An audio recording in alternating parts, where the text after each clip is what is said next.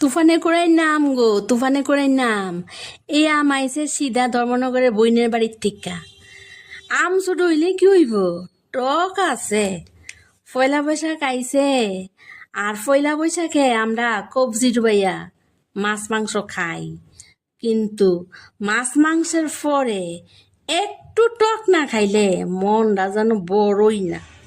এদিকে দেখো আমি পুরনো দেলাইছে মেথি, আম কুড়া আর মিষ্টি আলু কুড়া দিয়া হলুদ লবণ দিয়া একেবারে সুন্দর কইরা বাইজা বুইজা লইতাছি।